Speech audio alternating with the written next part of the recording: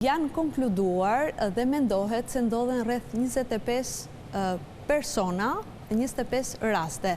Ndërto në Varrezat një ndër zonat e cila është identifikuar dhe ka një potencial të lartë për të patur mbetje njerëzore është dhe zona pranë Varrezave të Rrmajt në Shkodër. Aty mendohet se janë rreth 13 persona të pushkatuar në vitet e para të regjimit komunist. Pra bëhet fjalë nuk e teprojmë nëse themi për vendvarrime masive. Masive. Domethënë vendvarrimi në Shkodër mendohet që është një vendvarrim masiv.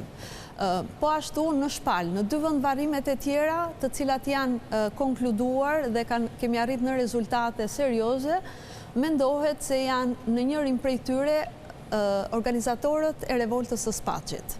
Dhe në pjesën tjetër, pranë Varrezave të Kishës Katolike, disa të burgosur persona që kanë mbajtur dënimin në burgun e Spaçit.